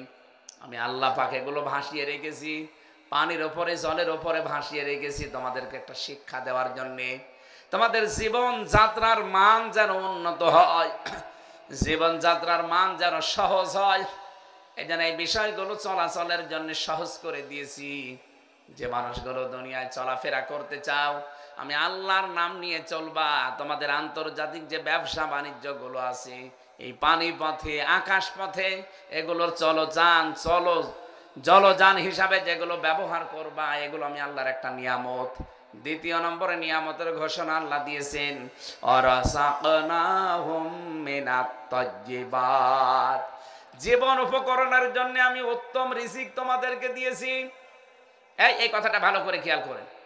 এই পৃথিবীতে যত মানুষ আল্লাহ পাঠিয়েছেন, যত নবী আর রাসূল পাঠিয়েছেন, প্রত্যেককে প্রথমে আল্লাহ এই ঘোষণা দিয়েছেন, ইয়া আইয়ুহান নাসও পাবেন, ইয়া আইয়ুহার রাসূলও পাবেন, ইয়া আইয়ুহাল্লাযীনা আমানু পাবেন। 3 রকম আছে, মানুষের কথা, রাসূলদের কথা, ঈমানদারের কথা। সূরা বাকারার ভেতরে আছে মানুষের কথা আর ঈমানদারের কথা, সূরা নূরের ভেতরে আছে 51 নম্বর আয়াতের ভেতরে রাসূলদের কথা, ইয়া আইয়ুহার রাসূলু কুলু মিনাত তাইয়্যিবাতি ওয়া আমালু সলিহাত। হে রাসূলেরা, যেটা খাবা ওইটা যেন হালাল হয়। ভালো করে খেয়াল করেন, এখানে শিক্ষা আছে। প্রত্যেকটি রাসূলকে আল্লাহ এই নির্দেশ দিয়েছেন, যা খাবা ওইটা যেন হালাল হয়। ঈমানদারকে আল্লাহ ডাক দিয়ে জানিয়েছেন, ইয়া আইয়ুহাল্লাযীনা আমানু কুলু মিন তাইয়্যিবাতি মা রাযাকনাকুম আশকুরু লিল্লাহ ইন কুনতুম ইয়্যাহু তা'বুদুন। সূরা বাকারা 172 নম্বর আয়াত। যারা ঈমানের দাবি করো তাদেরকে বলছি, আগে হালাল খাও, এরপরে আমি আল্লাহর শুকরিয়া আদায় করো। তাহলে হালাল খাওয়ার কথা আগে, শুকরিয়া আদায় করার ইবাদতের কথা পরে। আমরা অনেক মানুষ এটাকে উল্টিয়ে ফেলি, আগে আকাম কোকাম করে উল্টা পাল্টা করে সম্পদ বিশাল পাহাড় জমাই, এরপরে দরবেশের মতো হজ করে আসি। কথা বলেন কেন? 36,000 কোটি টাকা আপনি মারিং কাটিং করলেন, এখন যদি 14 বার না 28 বার হজ করেন আপনার হজ হবে না। আগে টাকাগুলো ফেরত দেন। কত মানুষ এই দেশ থেকে দেখি মানুষের সম্পদ আত্মসাৎ করে, ভাইয়ের জমি ফাঁকি দেয়, বোনের জমি ফাঁকি দেয়, টাকা পয়সা মানুষের মেরে খায়, আর কাবার গিলাপ ধরেছে কান্নাকাটি করে। আপনি টাকা মারেন কোথায় আর কান্দেন কোথায়? 6000 কিলোমিটার দূর এখান থেকে কাবা শরীফ। কান্নাকাটিতে করবেন আপনি যেখানে টাকা আত্মসাৎ করেছেন সেখানে। ও ভাইরা, ইবাদতের কথা পুরা কোরআনে কোন জায়গায় আল্লাহ আগে দেয়নি, আগে দিয়েছে হালাল খাবারের কথা। তাহলে হালাল খাবারের পরিবেশ তৈরি করতে হলে এই বাংলাদেশে এইটার বিকল্প কিচ্ছু নেই। এ বিধান যদি কায়েম না হয়, জীবনও আপনি হালাল খাবার তৈরি করতে পারবেন না। এজন্য হাদিস হচ্ছে, মান করাল কোরআনা ফাস্তাযহারাহু, যে ব্যক্তি কোরআন পড়ে আর কোরআনকে এজহার করার চেষ্টা করে। এজহার মানে, এজহারের 27টা অর্থ আছে, কোন জায়গায় পেয়েছি 33টা। এজহার মানে স্পষ্ট করা, এজহার মানে প্রকাশ করা, এজহার মানে দাঁড় করানো, এজহার মানে কায়েম করা, এজহার মানে বিজয় করা। তাহলে কোরআন আমরা যারা পড়ি সওয়াবের নিয়তে, আমাদের 2 নাম্বার দায়িত্ব কোরআনকে বিজয় করার জন্য চেষ্টা চালাতে হবে। আল্লাহর নবী বিজয় করার কথা বলার পরে 2টা শব্দ দিয়েছেন, ফাহাল্লা হালালাহু ওয়া হাররামা হারামাহু আদখালাহুল্লাহুল জান্নাহ। তাহলে হালালকে হালাল এবং হারামকে হারাম জেনে আপনি ছেড়ে দিতে পারবেন।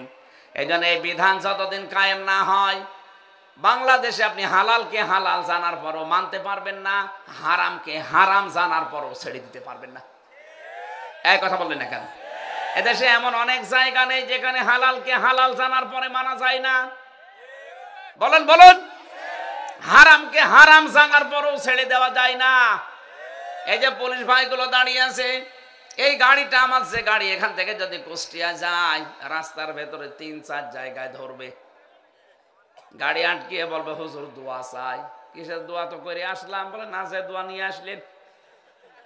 এখন 5-6 জন করে যদি ওদের চা খাওয়ার টাকাও দেওয়া লাগে, আমি তো দেই মাঝে মাঝে। বলেন তো, 5 জায়গায় যদি ধরে 1000 করে দিল 5000 শেষ। আমার গাড়িটা নিয়ে আসা যাওয়া আরো 5-7 হাজার শেষ। আপনি কয় টাকা দেন?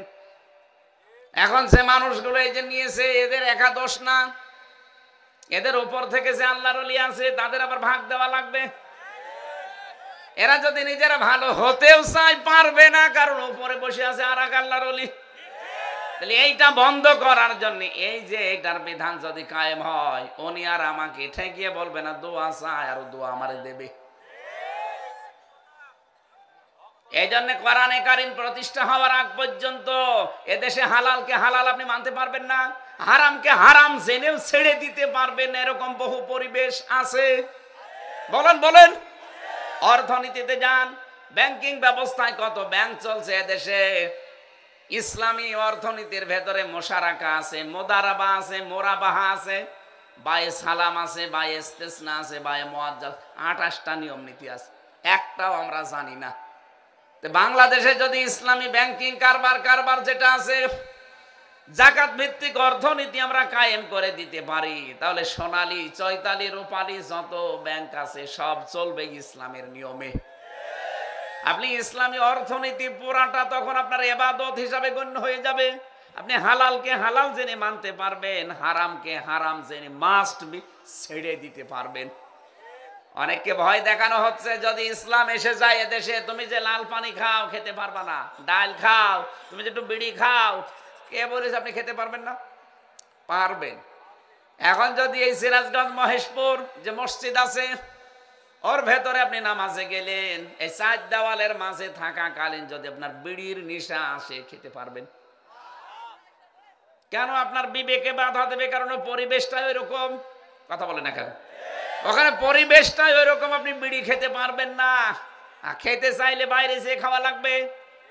ইসলাম যদি 56,000 বর্গ মাইলে কায়েম হয়ে যায়, আল্লাহর কসমে কোরআন এমন পরিবেশ তৈরি করে দেবে মসজিদের মতো, আপনার বিড়ি খাওয়ার নেশা আসলেও খেতে মনে চাইবে না, ঘৃণা জন্মিয়ে যাবে। আপনার ডাল খেতে মনে চাইবে না, লাল পানি খাওয়ার মনই আসবে না, কারণ পরিবেশই ওই রকম।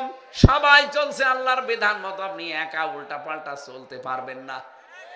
এই জন্য যে ব্যক্তি কোরআন পড়ে আর কোরআনকে এজহার করার জন্য, বিজয় করার জন্য চেষ্টা চালায়, তখন হালালকে হালাল মানে হারামকে হারাম মেনে ছেড়ে দেয়। আদখালাহুল্লাহুল জান্নাহ, আদখালা ইদখিলু, এটা মাঝি। নবীজি বলেন তাকে যেন আল্লাহ জান্নাতে দিয়েই দিয়েছে। তাকে আল্লাহ জান্নাতে দেবে তা না, তাহলে তো মোজারে দিত। তাকে জান্নাতে দিয়ে দিয়েছে।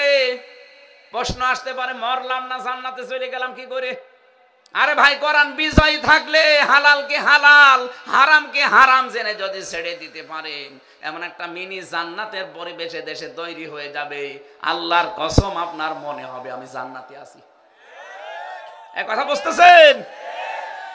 এজন্য উত্তম রিজিকের ব্যবস্থা আগে আমাদের করা লাগবে। আল্লাহর এই নিয়ামত আমরা পারছি না। আফাদদালনাহুম আলা কাসীরিম মিম্মান খালাকনা তাফদীলা। এই পৃথিবীতে বহু সৃষ্টির উপরে তোমাদের মর্যাদা আমি আল্লাহ দিয়েছি। যত সৃষ্টি আপনি দেখতে পান 18,000 মাখলুকাতের উপরে, সবার ভেতরে আল্লাহ আশরাফুল মাখলুকাত আমাদের বানিয়েছেন। আমাদের মর্যাদার সম্মান যেহেতু বেশি, এটা ধরে রাখার জন্য আল্লাহর বিধানের বিকল্প আর কিছু নেই। আশা করি যে ছোট্ট কথায় আপনি বুঝে ফেলেছেন। আমরা কোরআনকে এজহার করতে চাই, বিজয় করতে চাই এই জমিনে। চর্ম চোখে আল্লাহ যেন এটা দেখে মরার তৌফিক দেন, বলেন আমিন। আদ-দুনিয়া কুল্লুহা মাতাউন ওয়া খায়রু মাতাইদ দুনিয়া ইমরাতুস সালিহা। এই পৃথিবীতে সব কিছুই সম্পদ, উত্তম সম্পদ আল্লাহওয়ালা মেয়ে মানুষ। আল্লাহওয়ালা মেয়ে মানুষ ওইটা যার দিকে তার স্বামী তাকালে স্বামীকে আনন্দ দেয়। স্বামী যখন বাইরে যায় নিজের ইজ্জত আবরুকে হেফাজতে রাখে। স্বামী যদি দিনের কাজ করে তাকে সাহায্য সহযোগিতা করে, সাপোর্ট দেয়, উৎসাহ দেয়। স্বামী যেটা পছন্দ করে জীবন থাকতে ওইটা মেনে নেয়। আল্লাহ আমাদের মেয়েদেরকে এই 4টা কাজ করে হযরতে খাদিজাতুল কুবরার সাথে জান্নাতবাসী হওয়ার তৌফিক দিন, আমিন। রাত 12:05, এখন তাহাজ্জুদের সময়। আমি মোনাজাতের মাধ্যমে আজকে শেষ করে দিচ্ছি। আল্লাহুম্মা আমিন। লা ইলাহা ইল্লা আনতা সুবহানাক ইন্নী কুনতু মিনাজ জালিমিন। রব্বুল আলামিন, রাত 12টা পার হয়ে গেছে। যেভাবে তোমার বান্দা বান্দিরা বসে আছে, আর আমি যেভাবে আরম্ভ করেছিলাম, আলে সারা রাত বললেও তোমার বান্দারা চলে যেত না। যেহেতু তাহাজ্জুদ পড়া লাগবে, সামনে ফজরের নামাজ আছে, সকালে কর্মজীবন আছে, এজন্য আমরা শেষ করে দিয়েছি। যতটুকুই বলেছি আল্লাহ জীবনে তুমি আমল করার তৌফিক দাও। সওয়াবগুলো তুমি কোটি কোটি গুণে বাড়িয়ে দাও। এই মহেশপুর এলাকায় মাটির নিচে যারা ঘুমিয়ে আছে, এদের কবরে তুমি সওয়াবগুলো পৌঁছিয়ে দাও। যে মাদ্রাসার উদ্যোগে আজকের এই আয়োজন কি সুন্দর করে তারা সাজিয়েছে। আল্লাহ, তারা প্রায় 1-1.5 কিলোমিটার তারা কোরআনে কারিমকে বিউটিফাই করে দিয়েছে অনুষ্ঠানটা। এদের জীবনটাও তুমি এভাবে সৌন্দর্যমণ্ডিত করে দাও। তোমার হাবিব জানিয়েছে কোরআনের জন্য যদি কেউ কিছু করে আল্লাহ ওইটার হিসাব নেয় না। আজকের এই সুন্দর আয়োজনে যে যেইভাবে টাকা পয়সা দিয়েছে, খরচ করেছে, আল্লাহ এদের জীবনের এই হিসাব তুমি আর কোনোদিন নিও না। কোরআনের পক্ষে যেগুলো ব্যয় করা হয় এগুলো তুমি জিহাদের ময়দানের মতো কবুল করে নাও। মা বোনদেরকে খাদিজাতুল কুবরার মতো বানিয়ে দাও। মাহফিলের সম্মানিত সভাপতি আল্লাহ তাআলা আমার বাবু রবি ভাইকে তুমি কবুল করে নাও। আমাদের প্রধান অতিথি মাওলানা রফিকুল ইসলাম খান, রব্বুল আলামিন আমরা দেখতে চাই কোরআনে কারিম বুকে নিয়ে তিনি যেন সংসদে প্রবেশ করছে। বাংলার সংসদটা তুমি কোরআনের হাতে তুলে দাও। এদেশে ইমানদার ক্ষমতায় গেলে নামাজ, যাকাত, সৎ কাজে আদেশ, অসৎ কাজে নিষেধ, এই 4টা কাজ জারি করবে। চর্ম চোখে যেন আমরা দেখতে পারি বাংলার সংসদে 4টা কাজ জারি হয়ে গেছে। আল্লাহ রব্বুল আলামিন প্রশাসনের যে ভাইগুলো এসেছে, নিজেদের বাড়িঘর, আত্মীয় স্বজন, স্ত্রী পুত্র ছেড়ে যারা বাংলার বিভিন্ন প্রান্তে দায়িত্ব পালন করে, তাদের দায়িত্বের উপরে তুমি বরকত নাজিল করো। আজকের পুরা দায়িত্বটা ইবাদত হিসাবে কবুল করে নাও। আল্লাহ তাআলা, আমি নিজেও অসুস্থ হয়ে আছি, শরীর আমার স্বাভাবিক হচ্ছে না, মেহেরবানি করে আমাকে তুমি শেফায়ে কামেলা আজেলা দান করো। যত আলেম এখানে কথা বলেছে, যত অতিথির নাম দেখলাম, আল্লাহ প্রত্যেকের ঈমান আর আমল অনুযায়ী সম্মান মর্যাদা বাড়িয়ে দাও। আগামীর বাংলাদেশ তুমি মেহেরবানি করে কোরআনের হাতে তুলে দাও। কখন কার কাছে আজরাইল আসে জানি না, যখনই আসবে যেন শেষ কথা বলতে পারি, লা ইলাহা ইল্লাল্লাহু মুহাম্মাদুর রাসূলুল্লাহ। আসসালামু আলাইকুম ওয়া রাহমাতুল্লাহ। আমার জেলখানায় লিখিত বই আছে গাড়িতে, আপনারা মেয়েদের জন্য নিয়ে যাবেন, কাজে লাগবে। আমাদের আজকের মাহফিলের প্রধান অতিথি 25,000 টাকা দান করেছে রফিকুল ইসলাম খান, মাওলানা রফিকুল ইসলাম খান। 25,000 টাকা, বলেন মারহাবা। আল্লাহ যেন কবুল করেন ওনারে দান এই মাদ্রাসার জন্য। তার মা বাবাকে যেন আল্লাহ মাফ করে দেন। দিবেন না?